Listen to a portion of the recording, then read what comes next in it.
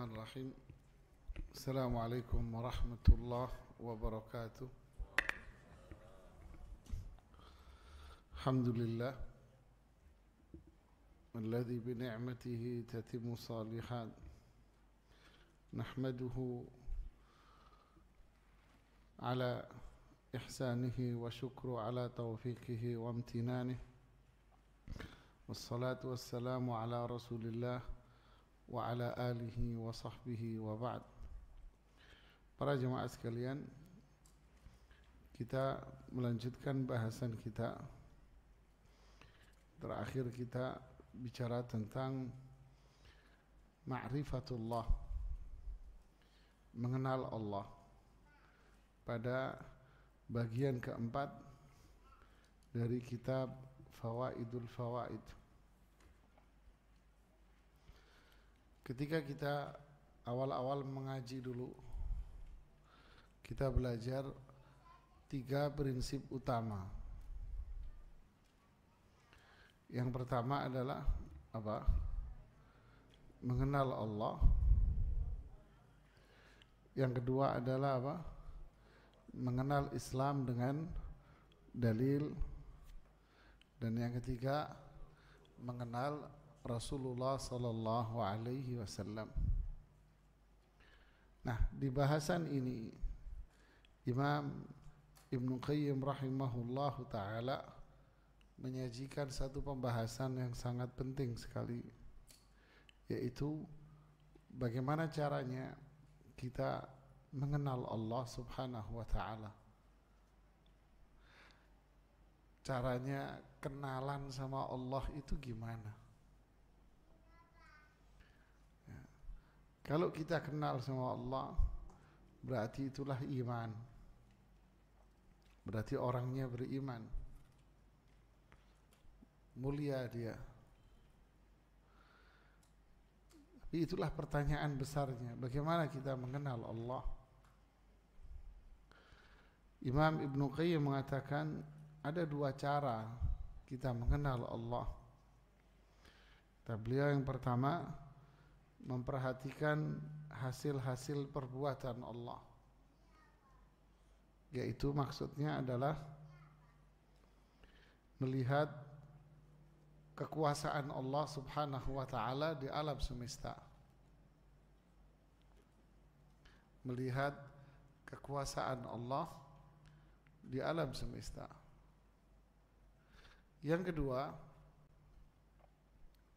yaitu dengan cara, kata beliau, merenungi dan mentadaburi ayat-ayatnya. Artinya mempelajari wahyu, mempelajari Al-Quran dengan tafsirnya.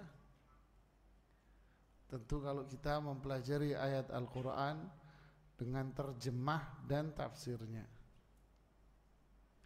Kemudian mempelajari hadis Rasulullah SAW, hadis-hadis yang sahih yang bersumber dari Rasulullah sallallahu alaihi wasallam kita pelajari. Disitulah kita akan mengenal Allah subhanahu wa ta'ala. Lalu Imam Ibnu Qayyim rahimahullah memfokuskan pada pembahasan di sini tentang bagaimana caranya, apa yang dimaksud dengan merenungi kekuasaan dan keagungan Allah. Bagaimana bentuknya? Banyak di antara kita mengistilahkan ini dengan nama tadabbur alam, lalu mencukupkan diri dengan jalan-jalan dan melihat kekuasaan dan kebesaran Allah. Apakah itu? Ya. Tapi bukan hanya sekedar dilihat, tapi direnungi, difahami, dan dihubungkan antara apa yang dia lihat dengan Sang Pencipta.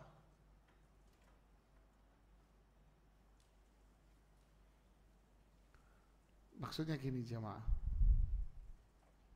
ketika Anda duduk sepi, sendiri sepi jemaah,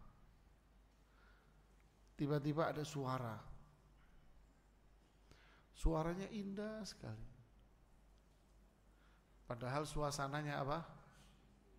Sepi sudah sepi. Lampunya juga 5 watt begitu ya, kecil. Tapi ada suara yang sangat indah sekali. Apa yang terjadi dengan diri Anda?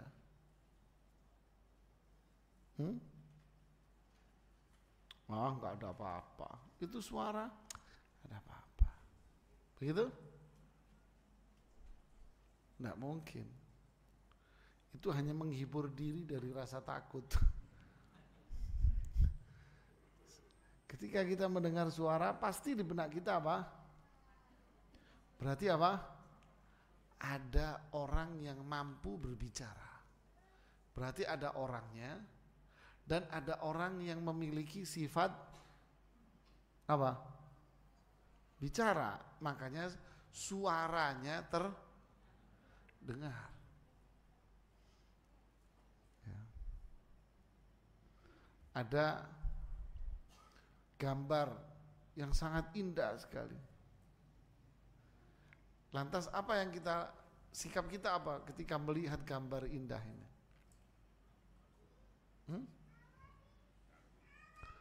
Apakah artinya gambar ini tiba-tiba ada?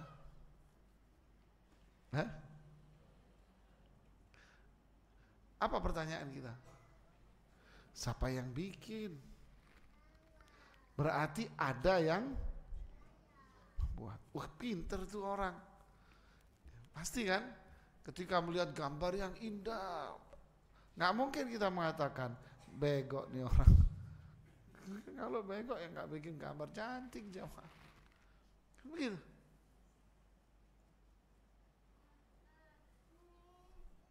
Begitulah menggabungkan antara apa yang kita lihat dengan yang membuat. Disitulah kita akan kenal.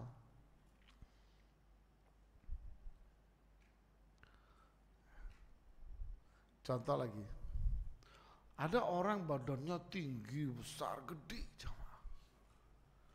Kemudian Anda melihat nih orang jatuh terpental. Anda nanya, Mas kenapa? Saya dibanting Pak. Hah? Apa pertanyaan kita? Ini orang badannya gede, besar. Kenapa Mas? Saya dibanting Mas. Sontak di benak kita apa? Siapa yang banting nih orang, badan aja segede begini. Siapa yang kuat ngangkat? Wow, gede banget tuh orang Mas ya. Jadi ketika kita melihat sesuatu, pasti kita hubungkan dengan yang berbuat, yang melakukan. Nah, ini yang dimaksud bahasan ini oleh Imam Ibnu Qayyim.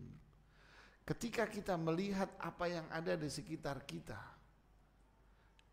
di mana semua yang ada di sekitar kita ini adalah apa? Gambaran dari keberadaan siapa? Yang mencipta.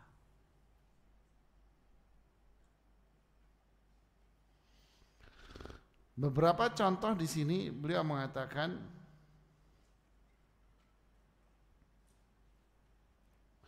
kita lanjutkan di sini contoh-contohnya di halaman 27. Imam Ibnu Qayyim mengatakan hasil perbuatan Allah yang berupa penghinaan dan penelantaran. Maksudnya apa? Allah menghinakan seorang hamba. Allah menghinakan seorang hamba. Tak kasih contoh. Allah menghinakan Abu Lahab. Ya kan? Allah menghina Abu Lahab. Masih hidup saja dalam kondisi segar, sehat, walafiat, kuat fisiknya, ganteng, gagah, cantik istrinya. Allah mengatakan apa? Kelak kamu di neraka. Berarti Allah ngapain? Menghina Abu Lahab. Ketika Allah menghina Abu Lahab, berarti menunjukkan bahwa Allah punya sifat apa? Apa? Berarti menghina, berarti menunjukkan dia suka apa benci? Benci. Berarti Allah punya sifat membenci, marah. Ini yang diungkapkan Ibnu Qayyim. Hasil perbuatan Allah yang berupa penghinaan dan penelantaran berarti kebenciannya. Berarti Allah punya sifat benci. Makanya Allah menghina dia.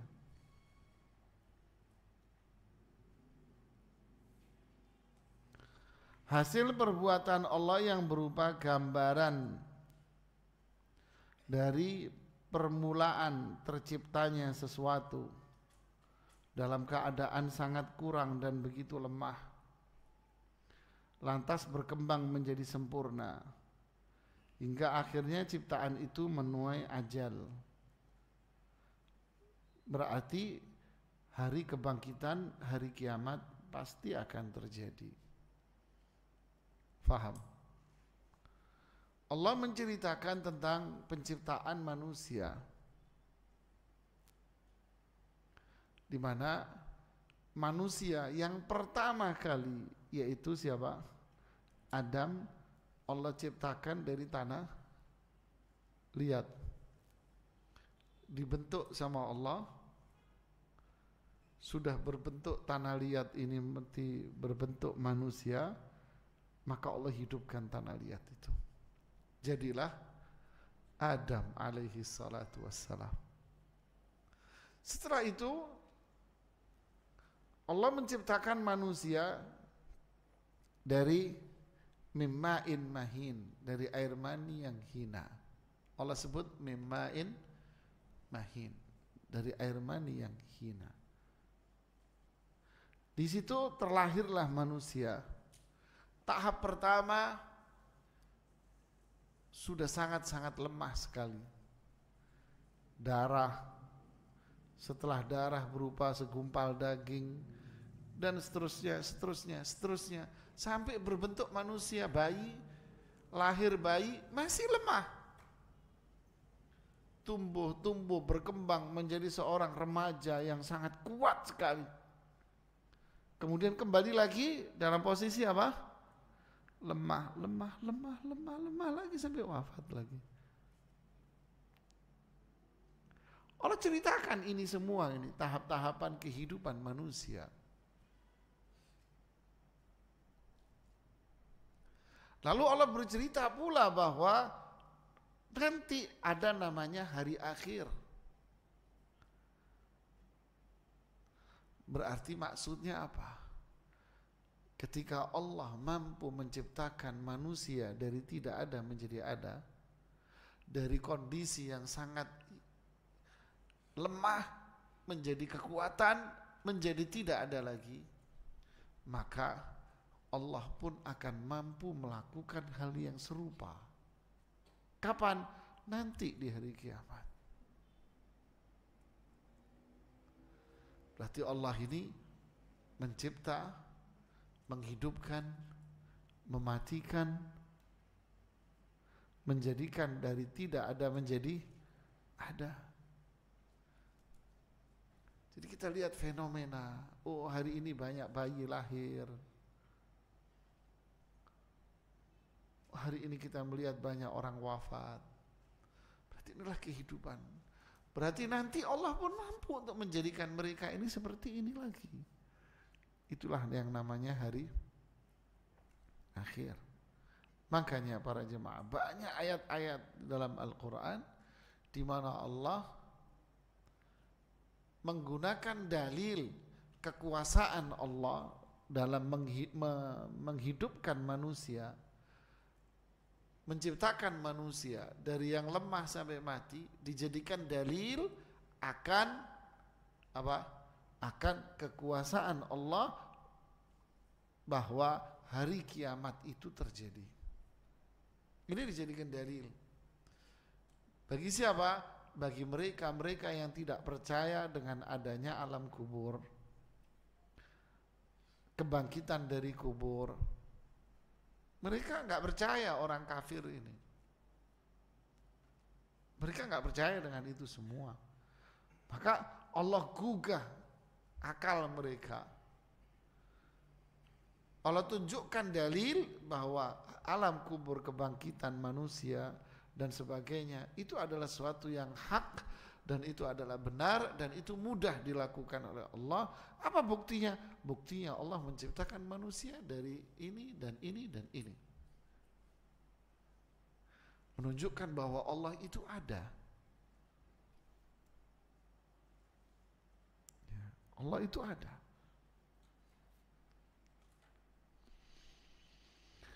Kemudian beliau mengatakan hasil perbuatan Allah yang menggambarkan perihal dunia flora dan fauna beserta proses perputaran air, siklus hujan. Nah, ini pelajaran IPA, ya kan? Menunjukkan apa? Menunjukkan bahwa hari kebangkitan tersebut bukanlah sesuatu yang tidak mungkin atau mustahil. Ya. Kalau Allah mampu menciptakan semua ini, berarti hari kiamat itu ya pasti terjadi. Jika Allah mampu ini, bahwa nanti pun akan mampu menciptakan itu. Artinya memang Allah itu memiliki kekuasaan dan kebesaran. Jadi kalau orang-orang liberal mengatakan Allah ini tidak ada, tentu murtad ini ucapan kan. Murtad dia. Kenapa dia mengatakan demikian? Karena saya merasa Allah tidak ada. Karena saya tidak merasa kalau Allah itu ada. Untuk menjawab kan gampang. Lantas keberadaan Anda ini bagaimana posisinya?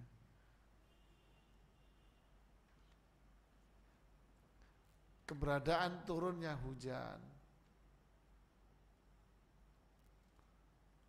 dan seterusnya dan seterusnya. Apakah semua yang ada ini ada dengan sendirinya?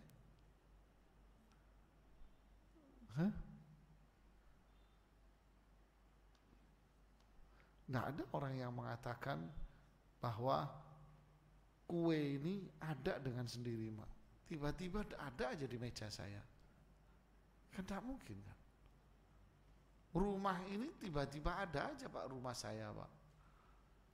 Tidak ada Pak. Tiba-tiba ada aja mobil. Tiba-tiba ada aja ini. Tidak ada orang ngomong begitu. Orang gila Pak yang ngomong. Pasti sesuatu yang kita lihat menunjukkan adanya yang membuat. Bahwa yang membuat itu ada, punya kekuatan, punya kemampuan, punya ini, punya ini. Begitulah alam semesta, menunjukkan adanya perbuatan Allah, bahwa Allah yang berbuat, bahwa Allah memiliki apa? Sifat.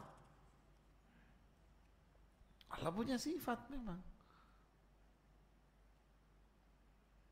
Kemudian hasil perbuatan Allah yang menunjukkan jejak rahmat maupun nikmat pada makhluk menegaskan keberadaan diutusnya para nabi. Maksudnya apa?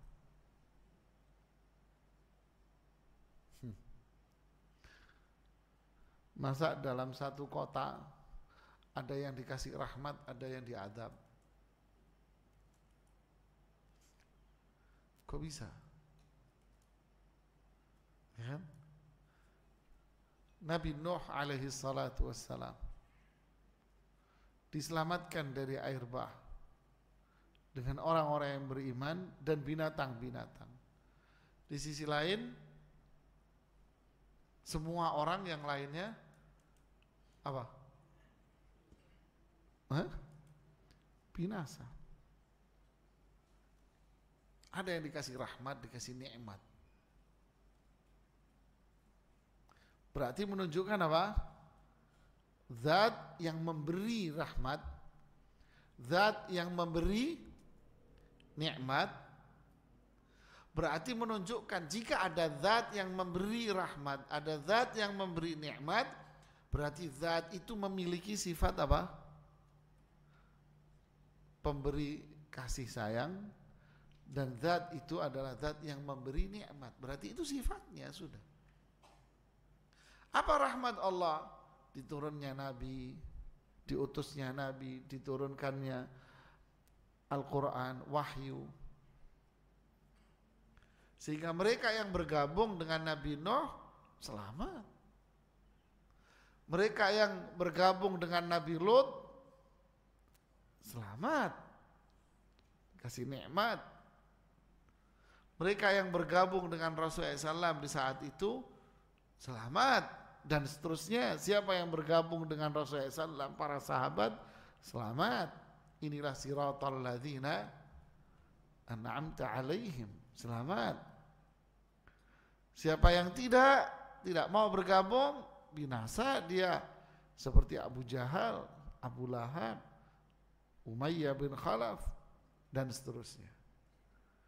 Menunjukkan ada zat yang memberi rahmat, berarti itulah sifatnya. Berarti Allah itu ada. Berarti apakah kita merasakan keberadaan Allah? Ya, kita rasakan. Ini semua menunjukkan bahwa kita merasa Allah itu ada.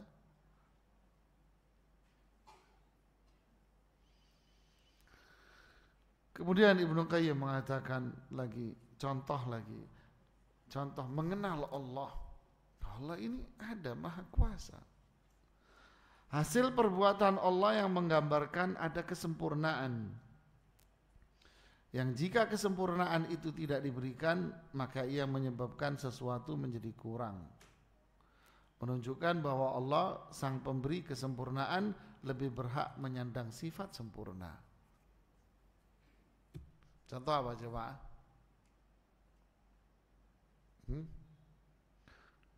Langit. Berapa umurnya langit? Siapa yang tahu? Gak ada yang tahu. Sebelum manusia diciptakan, langit sudah ada. Bahkan yang pertama diciptakan apa? Langit. Berapa lama itu? Nggak tahu jemaah sudah. Berubah nggak warna birunya jemaah? Beluwek kayak atau apa? Tahu beluwek? Bulak gitu warnanya kayak atau apa? Kusam, mulai retak-retak. Hah? Tidak. Atau miring langitnya gitu ya? Tidak. Berarti penciptaan langit ini apa? Sempurna. Dan penciptaan Allah yang paling agung apa? Langit. Langit ini sempurna jemaah. Lantas bagaimana berarti apa? Berarti ada zat yang menciptakan. Nggak mungkin ada dengan sendirinya. Berarti ada yang mencipta. Lalu jika langit pun sempurna, bagaimana dengan zat yang lebih sempurnanya lagi jemaah?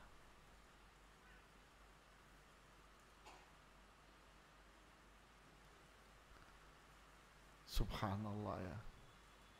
Dan dalam hadis Rasulullah SAW mengatakan innalillahi mi'a rahmah. Allah memiliki 100 rahmat yang Allah turunkan ke bumi, yang kita rasakan di bumi ini cuma 1. Nah, ciptaan Allah yang paling agung adalah langit. Berarti langit ini dari semua ciptaan Allah berapa? 1%, kurang dari 1% dari semua rahmat Allah. Sisanya di mana? Di surga. Menunjukkan bahwa ada yang menciptakan dengan kasih sayang. Lalu ini aja yang 1% aja sudah sempurna. Bagaimana dengan yang di surga jamaah? Hah? Bagaimana dengan surga? Kalau bidadari surga itu ngintip ke bumi, ngintip jemaah. maka semua kenikmatan dunia ini nggak ada artinya. Baru ngelihat apa? Ngintipnya bidadari. Berarti menunjukkan bahwa Allah ini lebih sempurna dari semua itu.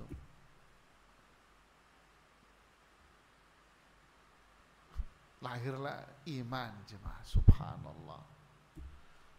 Apalagi siapa? Kita, jemaah. Langit ini gede ciptaannya. Oh, kita?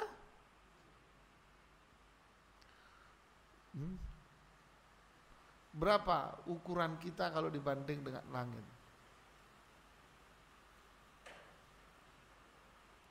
La khalqus samawati akbaru min khalqikum.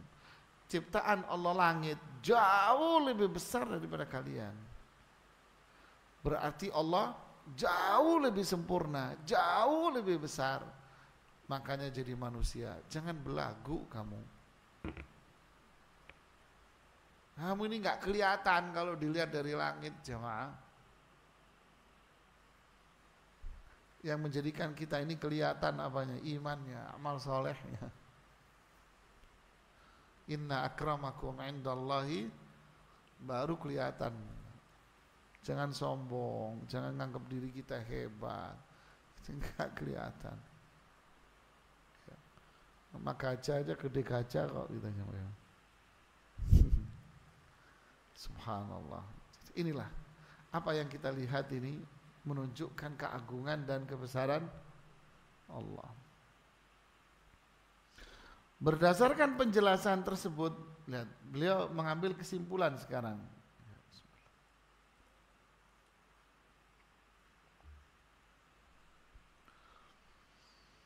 Berdasarkan penjelasan tersebut, semua hasil perbuatan Allah Subhanahu wa taala, perhatikan nih, semua hasil perbuatan Allah. Hasil perbuatan Allah itu apa? Ini alam semesta ini. Ini kan hasil buah dari perbuatan. Berarti Allah punya perbuat. Berarti Allah itu berbuat, melakukan sesuatu. Apa buktinya kalau Allah berbuat sesuatu? Ya alam ini semua ini, semuanya ini. Ya kan? Ini hasilnya. Allah berbuat.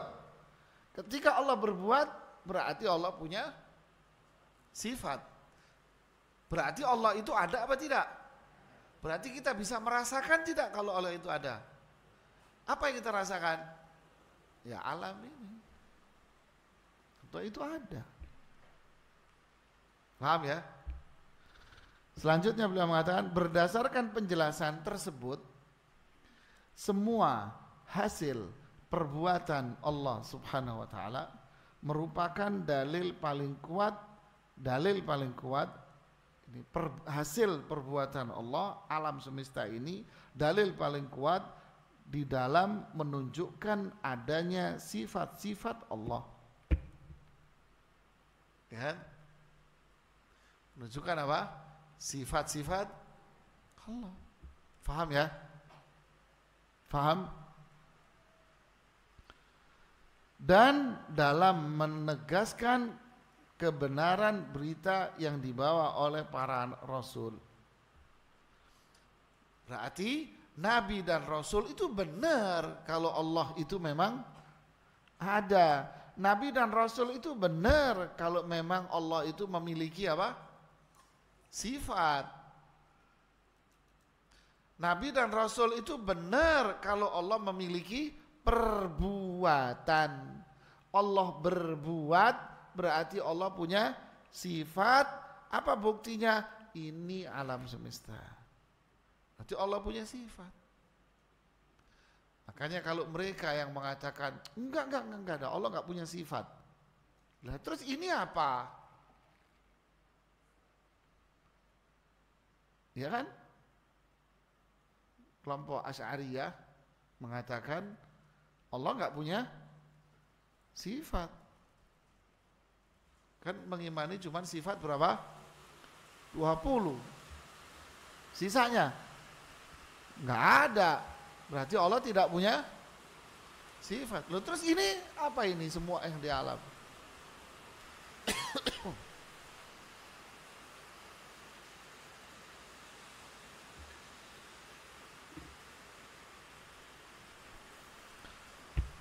Hujan ini dari panas, gerimis, terus hujan deras. Ini apa ini? Nah ini proses alam. Oke. Terus proses alam itu terjadi karena apa? Hah?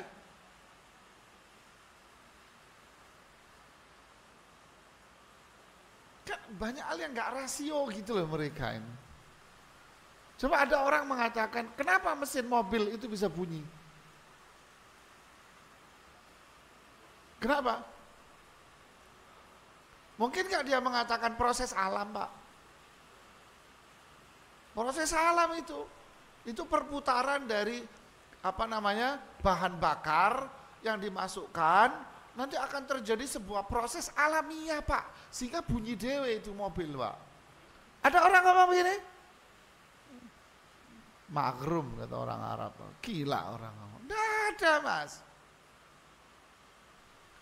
Aneh, kok bisa dia menafikan sifat Allah? Kalau nggak punya sifat, loh ini apa ini buktinya?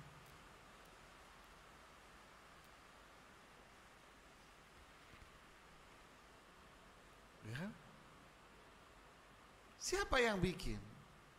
Buah-buahan aja lain-lain, Pak. Dan rasanya buah yang sama ditanam di tempat yang berbeda-beda, rasanya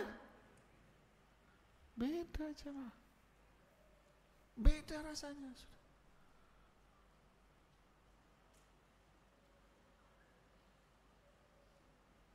Subhanallah. Saya makan anggur kemarin. Ya Allah, kecil anggurnya, kayak anggur pentil gitu loh, baru muncul tuh anggur kecil hijau. Kecil sekali. Mau makan bingung. Asem kali ini. Kecil begini. Kita makan kayak makan gula rasanya. Masya Allah, manis banget nih. Bukan manis banget kayak makan gula. Kita kasih teman-teman yang enggak, manis banget, tambah batuk kita. Bisa coba. Padahal kecil, coba makan anggur di sini yang kecil segini. Rasanya apa? Oh, terima kasih ente ngasih sama, syukur. Iya kan? Kok bisa? Apakah Anda bilang ini proses alam? Itu tadi contoh saya mobil, proses alam. Logika mikirnya itu enggak, ya, aneh ya. Dibohongi sama setan mau aja dia. Astagfirullahaladzim. Nah inilah penjelasan beliau bahwa apa yang di alam semesta ini menunjukkan memang Allah berbuat. Ketika Allah berbuat menunjukkan bahwa Allah punya sifat. Berarti Allah itu ada. Hati-hatilah kita dalam beramal. Allah itu ada, Mas. Terus semua hasil perbuatan tadi membuktikan kebenaran ayat-ayat Al-Quran. Berarti apa yang diceritakan oleh ayat-ayat Al-Quran? Nah ini hubungannya, baru bicara tentang wahyu. Berarti apa yang disebutkan di dalam ayat-ayat Al-Quran tentang Allah, tentang sifat-sifat Allah, tentang perbuatan Allah, benar tidak berarti? Ya benar. Contoh, sanurikum ayatina fil afaq wa fi anfusikum hatta yatabayyana lahum annahul haq. Allahu akbar. Sanurihim, saya tunjukin kepada mereka. Nanti kami akan tunjukkan kepada mereka. Saya akan tunjukkan kepada mereka. Apa yang akan ditunjukkan oleh Allah? Ayatina fil afaq. Apa ayatina? Tanda-tanda, bukti-bukti di alam semesta ini. Bahwa memang Allah itu ada. Ini buktinya apa yang ada di alam. Wa fi anfusikum, dan apa yang ada dalam tubuh kalian. Apa yang ada di dalam tubuh kalian.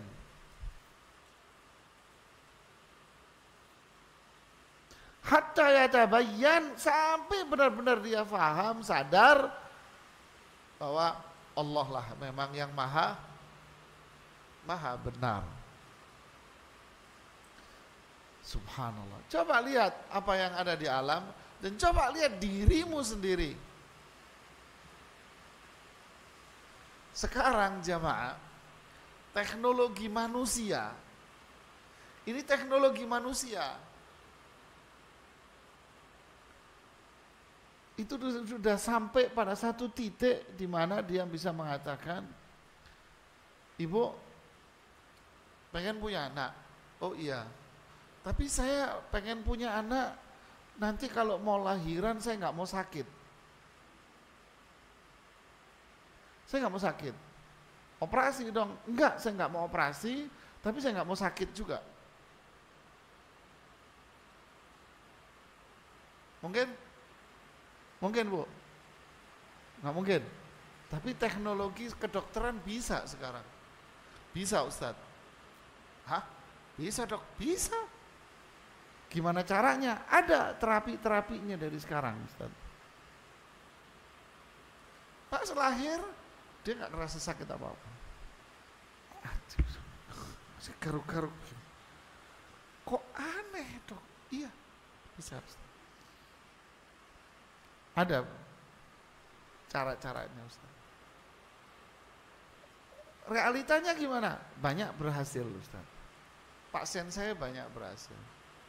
Saya ngobrol sama satu profesor lulusan Jerman. Bingung saya.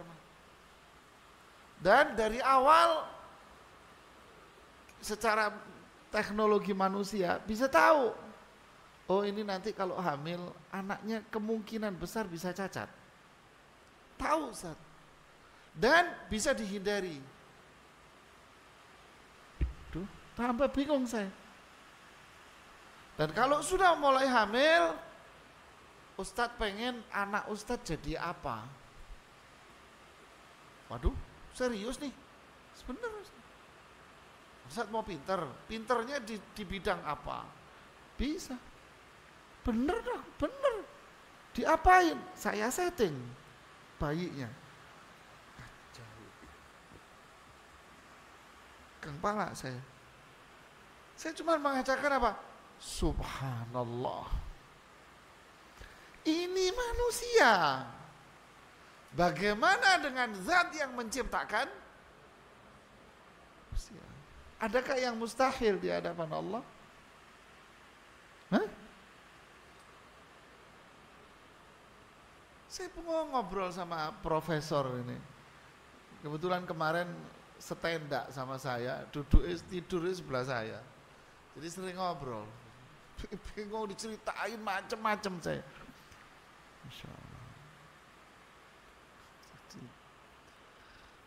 Kenapa saya bingung ya? Bingung saya, Dok. Mahal nggak, Dok, pengobatannya? Oh, mahal, Ustaz. Mahal itu, sekali lab aja sudah sekian juta itu nanti. Allah gratis jamaah doa. Gratis, Dok, sama Allah, Dok, doa. Aku tawa geli dia. Ini manusia. Bagaimana dengan zat yang ini kan hasil? Berarti ada yang memberi ilmu itu. Siapa yang ngasih ilmu itu? Lalu lantas bagaimana dengan zat yang memberi ilmunya?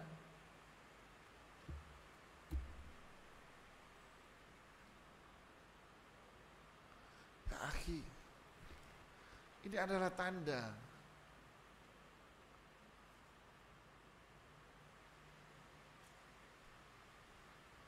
Ada lagi aneh. Dokter apa spesialisnya? Ortopedi saya Ustadz. Oh, santai saya, ortopedi sih banyak kan ya. Ketawa geli dia. Kenapa ketawa dok? Maaf Ustadz, saya ortopedi kucing. Inna lillahi wa inna ilaihi raji'un. Serius? Iya, saya ahli ortopedi kucing. Dan saya ahli yang sangat langka di dunia. Jangan di Indonesia, saya langka Ustaz. Ajaib. Yang dibetulin apa dong? Dibukain di handphonenya. Saya pasang pen di kakinya kucing Ustaz. Ini ilmunya manusia jamaah. Ilmunya sampai detail itu dia pelajari. Bagaimana dengan zat yang berbuat itu?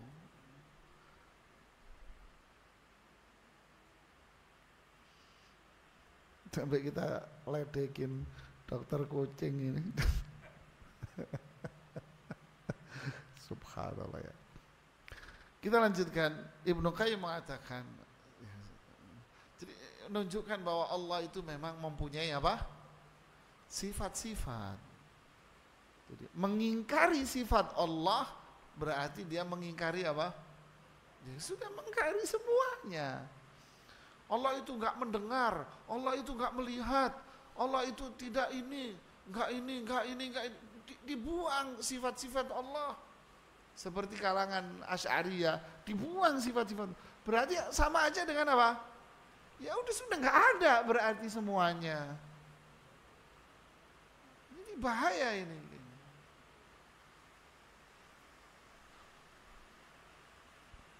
Kemudian ayat ini menerangkan bahwa Al-Quran benar-benar berasal dari Allah. Dan bahwa Allah pasti akan memperlihatkan kepada manusia sebagian ayat yang terlihat kejadiannya di alam semesta. Untuk membuktikan bahwasannya ayat-ayat yang tersurat ini yaitu Al-Quran benar. Jadi apa yang ada di alam ini memang benar adanya. Dan di Al-Quran juga diceritakan, berarti Al-Quran ini benar. Karena memang buktinya ada. Paham tidak? Bahwa Al-Quran ini benar karena Al-Quran cerita, ngarang itu. Loh enggak, Al-Quran benar. Karena memang realitanya juga memang begitu. Jadi semua ini akhirnya bukti bahwa Allah itu memang annahul haq, bahwa Allah itu benar jemaah, punya sifat-sifat. Ya, kita dengarkan adzan dulu.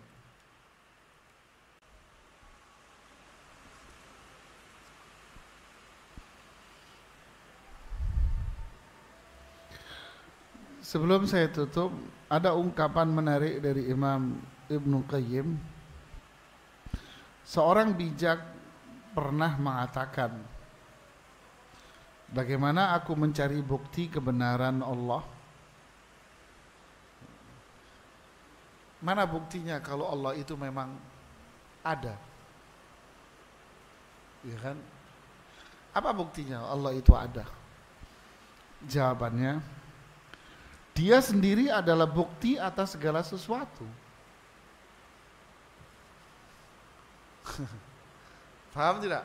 Kalau mereka ini orang-orangnya ngaku dirinya Islam tapi nggak percaya sama Allah, Allah itu tidak ada. Kenapa? Karena saya tidak merasakan bahwa Allah itu ada. Dia lupa bahwa dirinya sendiri itu bukti kalau Allah ada. Lo bukti, kamu jadi bukti kalau Allah ada. Ayahmu, ibumu itu bukti kalau Allah itu ada. Kok aneh, apa yang dia bertanyakan? menunjukkan bahwa ini pemikiran murni dari siapa? Memang setan ini, iblis nyari teman ke neraka. Gimana dia mencari kebenaran Allah sedang dia sendiri adalah bukti atas segala sesuatu? Mana? Bukti apapun yang aku cari eksistensinya pasti lebih jelas daripada bukti itu sendiri. Ya, apa yang ada di sekitar dia itu bahwa itu sudah bukti kalau Allah itu ada. Subhanallah. Jadi inilah penjelasan Ibnu Qayyim tentang ma'rifatullah, mengenal Allah. Nanti akan dilanjutkan di bahasan berikutnya oleh Imam Ibnu Qayyim di bahasan yang kelima, masih tentang mengenal Allah. Jadi kesimpulannya, bagaimana kita mengenal Allah? Lihatlah alam semesta dan diri kita. Maka ini menunjukkan bahwa ada yang berbuat. Siapa yang berbuat? Ya zat yang jauh lebih agung, lebih besar, lebih berkuasa, yang menjadikan ini ada dari tidak ada, yang menjadikan semua ini berjalan dengan sempurna, dengan sangat teratur, dengan kesempurnaannya. Berarti ada yang berbuat menjalankan ini. Siapa? Yaitu zat yang menciptakan. Berarti zat ini memiliki apa? Sifat. Berarti Allah punya sifat, Allah punya perbuatan. Inilah buahnya. Allah itu ada. Beginilah Ibnu Qayyim mengajarkan kita bagaimana kita mengenal Allah Subhanahu wa ta'ala. Ini yang bisa saya sampaikan. Semoga bermanfaat buat kita semua. Ada yang mau ditanyakan? Silakan. Silakan, Mas.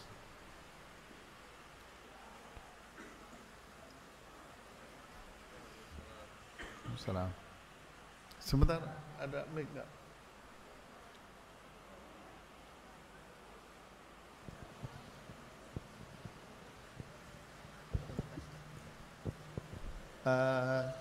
Saya mau bertanya, jika kita dihadapkan dengan situasi misalkan gitu Ustaz, kita mendapatkan hadiah gitu ya dari keluarga atau dari perusahaan, misalkan hadiah melakukan perjalanan umroh misalkan gitu Ustaz.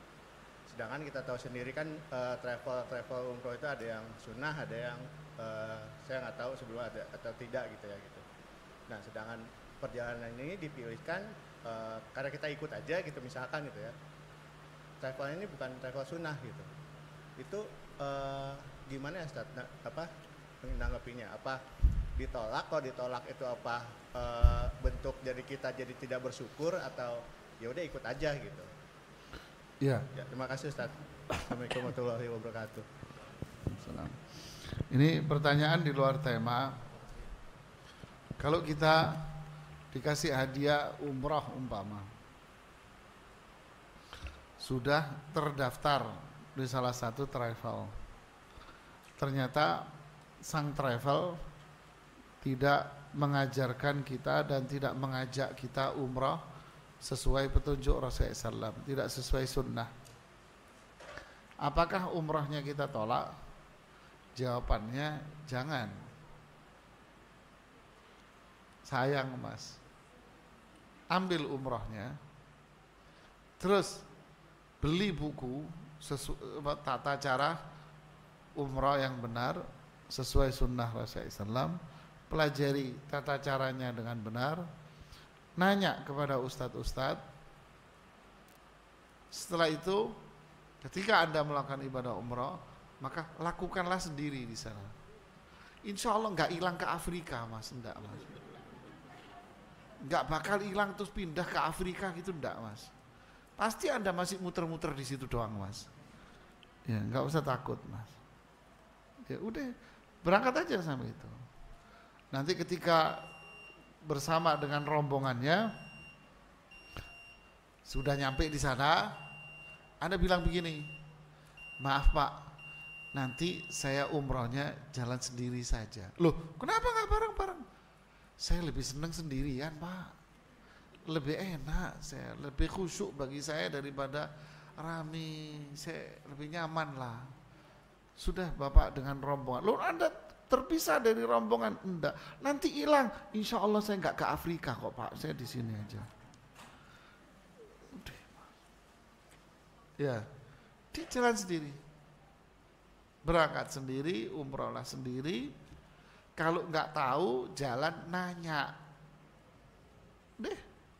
Nggak, ini pertama kali Ustadz saya nggak ngerti. Nggak apa-apa, insya Allah bukan alam gaib. Ya, bukan alam gaib. Udah tinggal masuk nanya. Nanya sama polisi masjid, nanya sudah. Kang, Ka'bahnya pundi Kang? Nanya. Pasti dijawab kamu Mas. Mau pakai bahasa planet dijawab sama dia. Dia tahu mau Anda apa. Ya. Oh situ. Nah ini di sini. Oh ini toh namanya Ka'bah. Oh ini Hajar Aswad. Oh saya tadi baca buku mulainya dari sini. Terus ketemu sendiri nanti. Ya, pasti Allah memberikan apa? Kemudahan. Pasti Mas, yakin Allah berikan kemudahan. Ini tanah suci, tanah mulia. Pasti Allah berikan kemudahan. Apa yang Anda mau? Allah berikan kemudahan. Ya, pasti Mas. Jadi udah umrah aja sendiri. Untuk ibadahnya. Tapi kalau untuk yang lain naik bis, apa transportasi, apa ya bareng lah. Nanti ibadah-ibadahnya sendiri aja. Ya. Bahkan ada jamaah haji yang reguler, dia sendiri. Pernah haji Mas sebelumnya? Gak pernah Ustaz. Kok pede kamu? Kok nekat aja Ustaz? Nggak bakal salah, nggak bakal hilang, nggak. Pede aja dia. Naik bis nanya, nanti kalau kesini naik bis apa? Oh Mas naik sini. Ini, deh sendiri, semua sendiri dengan istrinya. Ketemu sama saya. Di Arafah dia sendiri, di Muzdalifah dia sendiri, ke ini sendiri. Kelar juga Mas. Alhamdulillah Allah berikan kemudahan semuanya. Enggak hilang ke Afrika, enggak Mas, sudah tenang aja. Ya. Jadi lo Mas hilang lo, di sini ini kalau orang hilang susah balik, enggak bakal masuk ke alam gaib Pak, gituin. Lebay gitu Mas. Pertanyaan berikutnya, Ustadz apa yang dimaksud cahaya di atas cahaya? Ya, nurun ala nur. Cahaya Quran di atas cahaya iman. Itu maksudnya. Cahaya Al-Quran di atas cahayanya iman. Ya benar, Quran dulu. Kalau berarti iman itu dari mana? Dari Al-Quran. Kalau bukan dari Al-Quran ya tidak akan lahir yang namanya iman. Pertanyaan berikutnya, ini tulisan zaman biyen ini Mas. Bagaimanakah bila ada orang yang mengatakan ketidaktahuannya tentang masalah-masalah yang muncul? Apa ini? Disadari atau tidak? Di alam semesta mengatakan hal itu semata-mata karena fakta alam. Tidak boleh. Kita punya kewajiban mengatakan bahwa apa? Subhanallah. Inilah kesucian dan keagungan Allah. Ini semua Allah yang mengadakan. Apapun yang kita lihat di alam semesta, ini tadi apa? Bukti apa?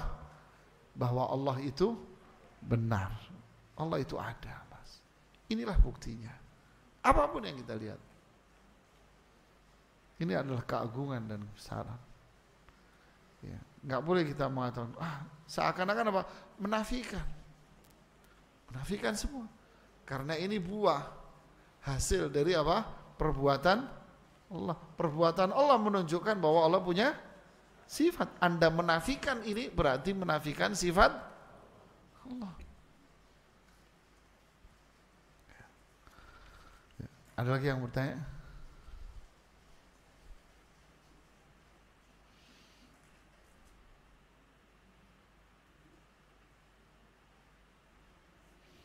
Ada?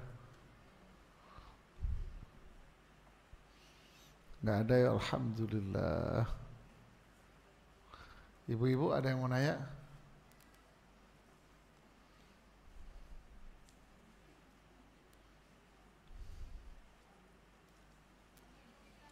Ya, silakan. Nggak dengar, Bu. Sebentar.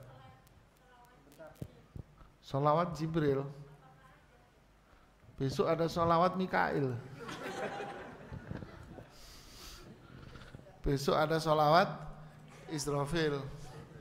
Wah, aneh-aneh. Nanti ada lagi muncul sholawat apa lagi? Sholawat apa? Naruto. Yang bikin rupanya skenario Naruto rupanya. Inna lillahi wa inna ilaihi rajiun. Beginilah jamaah, kalau agama ini tidak berpijak pada dasar hukumnya, Quran, hadis Nabi. Akhirnya agama ini dibuat mainan. Ittakhadhuha la'iban wa huzwa. Mereka menjadikan agama ini mainan-mainan aja. Kayak canda gurau, sholawat Naruto. Ada lagi pengajian di Bekasi mengambil hikmah dari kematian Naruto. Urusanmu apa sama Naruto? Waduh, pegel banget kita ngelihatnya. Astagfirullahaladzim. Mengambil hikmah dari kematian Naruto. Allah. Astagfirullahaladzim. Agama dibuat mainan. Sholawat Jibril lah, sholawat Al-Kahfi yang baru muncul kan. Terus nanti akan muncul lagi itu sholawat apalah, sholawat apa. Setiap tahun muncul sholawat baru. Yang pada pelajarannya, akhirnya agama ini terkesan apa di mata orang? Sulit, repot. Padahal Rasulullah SAW mengajarkan kita sholawat cukup mudah, simpel. Allahumma salli wa sallim ala Muhammad wa ali Muhammad. Simpel. Sallallahu wa sallam ala Rasulillah. Simpel deh. Dibikin sholawat sebuku tebel. Bikin ruwet. Ya, na'udzubillah. Ya, ada lagi yang mau tanya tuh?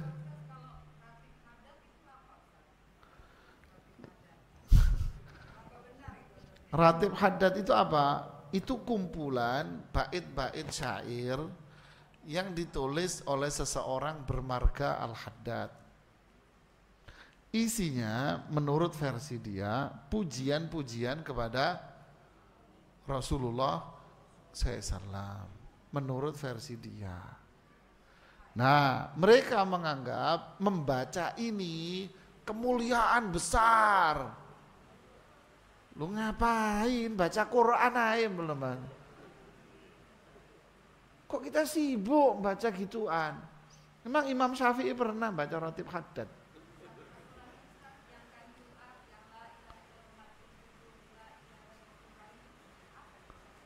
Enggak tahu, nanya sama yang bikin. Kalau saya tahu zikir kalimat tauhid ya Rasulullah SAW yang ngasih tahu. Afdal ma qultu ana wan nabiyuna la ilaha illallah wahdahu la syarikalah lahul mulku wa lahul hamdu wa huwa ala kulli syai'in qadir. Ini tahu saya. Memang hadisnya banyak. Ya, tapi kalau zikir-zikir yang dikarang-karang enggak tahu. Nanti sini bikin produk sendiri, ini bikin produk sendiri. Islam ini yang mana, Mas? Kayak toko roti aja, Mas.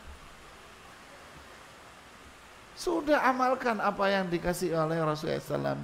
Fa inna khairal hadyu Muhammadin sallallahu alaihi wasallam. Sebaik-baik petunjuk adalah petunjuknya siapa? Rasulullah SAW. Ngapain baca rotib ini? Baca Quran, Mas. Baca hadis mulia. Sampai nangis-nangis baca. Lain. Baca Quran kan gak nangis. Khusyuk. Baca Quran kan gak pernah lu. Baca Quran enggak. Sahabat enggak baca ginian. Imam Syafi'i enggak baca ginian. Ini dari mana akal? Ya. Assalamualaikum warahmatullahi wabarakatuh, Ustadz. Saya mau bertanya, beberapa hari belakangan ini di media sosial, baik di Instagram, Twitter, bahkan di Facebook, dimarahkan dengan beras yang bertuliskan poligami, dan di situ ada gambar 4 perempuan dan 1 laki-laki. Yang ingin saya tanyakan, banyak para tholabul ilmi yang memperdebatkan masalah ini. Jadi dibilang begini, ada yang membolehkan beras tersebut beredar atas nama beras poligami. Ada juga yang melarang karena ini sudah membuat kebingungan gitu kan, istilahnya kayak mengolok-olok syariat. Yang Ana mau tanyakan, bagaimana pendapat Ustadz masalah ini, Ustadz? Terima Mungkin kasih. dia mau ekspansi dagang dari es poligami. Kan ada tuh es campur poligami. Ya mungkin dia perlu mau melebarkan sayap bisnis. Ya akhi, at-ta'addud ini hukum Allah. Jangan buat mainan begini. Ini hukum Allah. Kalau Anda ingin memberikan edukasi kepada kaum wanita, bukan begini caranya. Ini menurut saya penghinaan ini terhadap hukum. Ya, penghinaan ini terhadap hukum. Masa hukum disanding dengan produk beras? Ya kan ini ihana, ini penghinaan. Ya, jangan jemaah. Kalau edukasi yang benar, berikan edukasi, nulis buku atau ceramah atau apa, kasih edukasi yang benar. Jangan produk-produk barang dijual nanti dihinakan orang, dijadikan bahan tertawaan orang, dijadikan bahan ledekan orang, istihza, direndahkan oleh orang-orang. Padahal ini hukum Allah.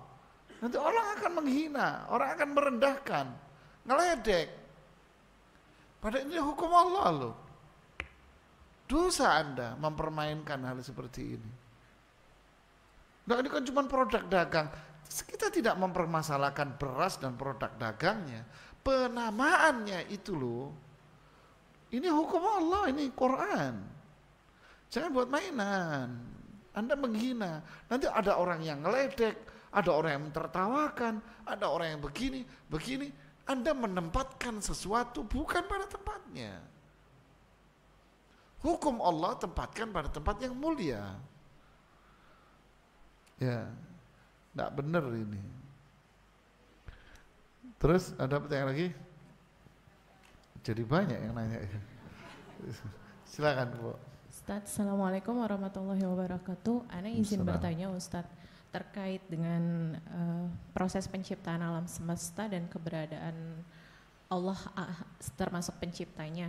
Apakah beberapa hal yang menjadi perdebatan seperti misalkan bentuk bakteri yang seperti ini, bentuk flora dan fauna yang seperti itu, dan yang terbesar adalah perihal permasalahan bentuk bumi yang bulat dan datar yang membagi pihak tholabul ilm ini menjadi 2 kutub yang sangat besar dan terjadi perdebatan yang sangat hebat. Apakah itu termasuk dalam meragukan penciptaan alam semesta yang memang sudah Allah buat sedemikiannya, padahal jelas-jelas misalkan kita melihat bentuk nyatanya seperti ini, atau beberapa ilmuwan membuktikan bahwa memang pembentukannya seperti itu.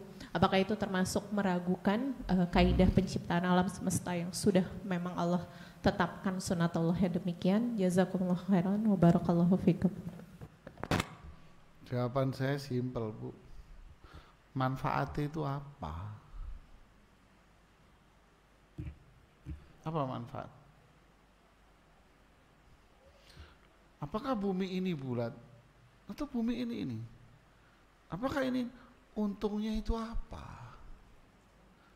Apakah ente mempelajari itu terus ente rajin sholat ke masjid jamaah? Manfaatnya apa, Ibu? Syekh Sulaiman Ar-Ruhaili ketika ditanya masalah ini, jawaban beliau apa? Inilah termasuk pertanyaan yang gak penting. Karena manfaatnya ini.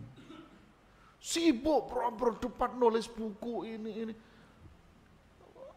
Apa ini? Manfaatnya apa?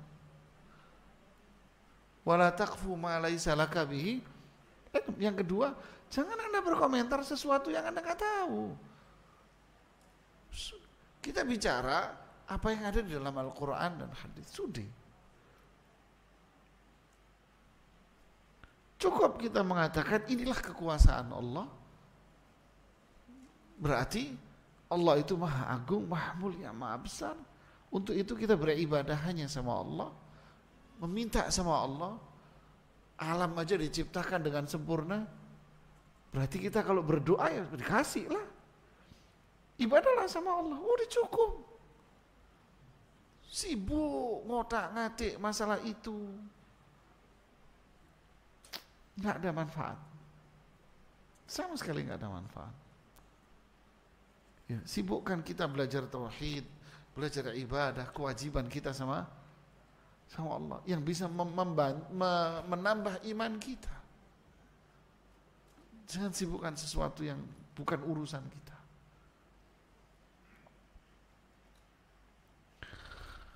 Benarkah di awal bulan Muharram ada sholat tasbih? Enggak benar.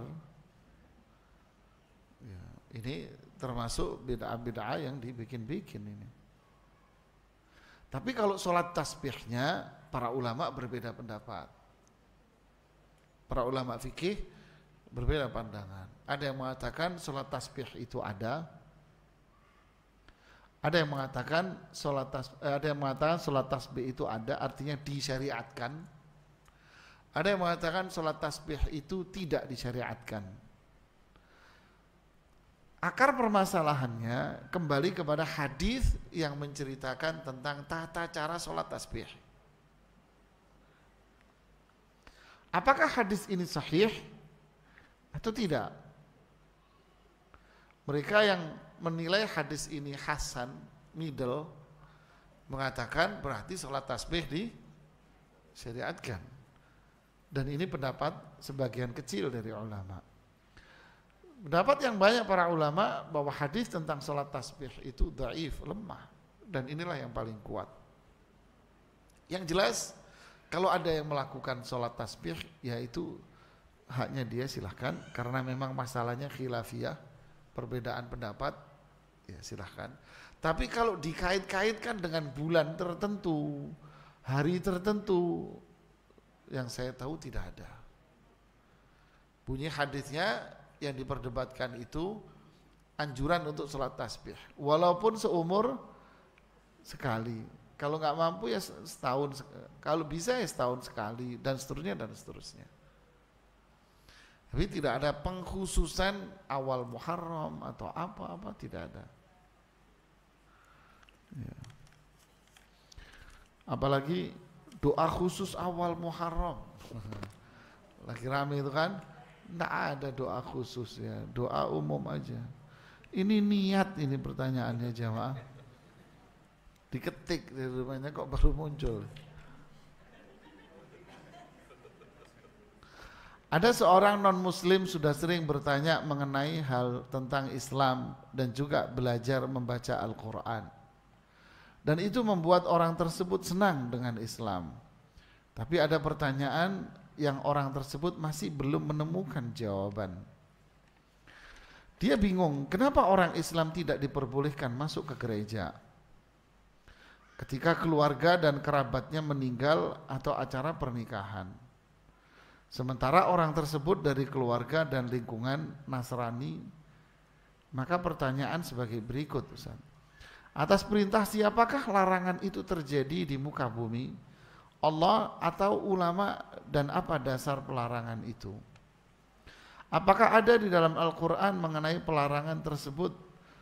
Berapa dan ayat berapa? Mohon penjelasan Pak Ustadz agar saya dapat menjelaskan kepada orang tersebut.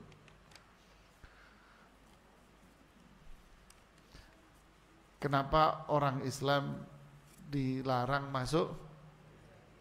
Jawabannya, terus kenapa orang Kristen gak mau masuk masjid? Jawaban itu, jawabannya ini. Cari jawaban dulu yang itu, tak jawab ini. Mau akal-akalan. Ayo. Kenapa orang non-muslim itu gak mau masuk masjid? Kenapa?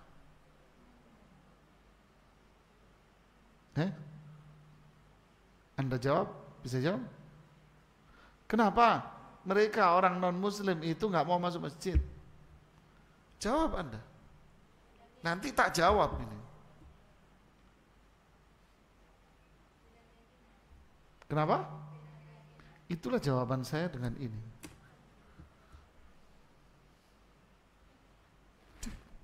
Beda keyakinan. Kok repot amat, Mas? Mana ayatnya, Ustaz? Di ayatnya berapa?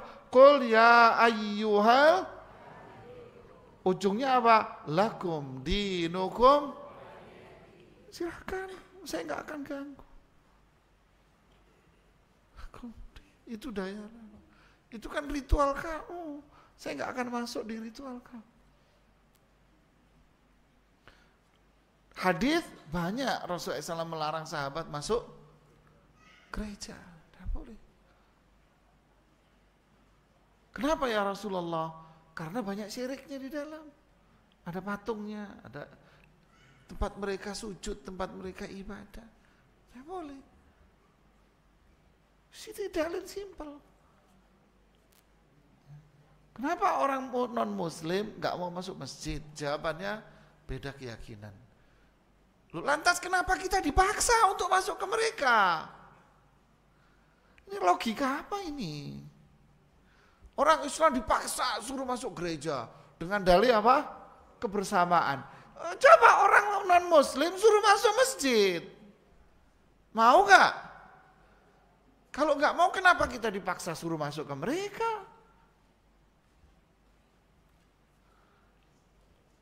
Allahu Akbar. Kok dibodoh-bodoh kita ini?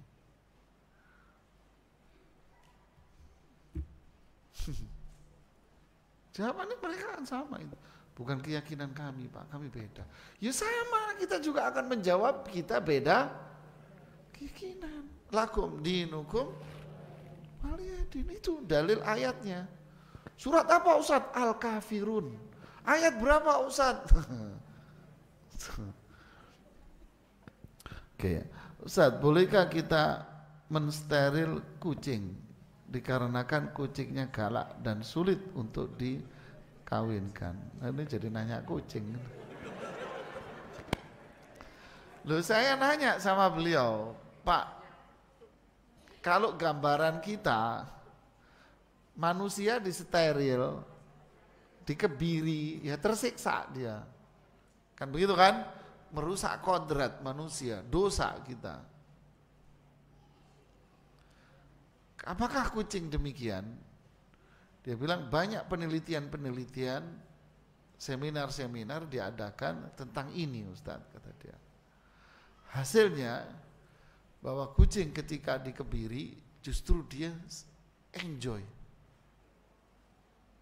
malah nyaman dia, malah seneng dia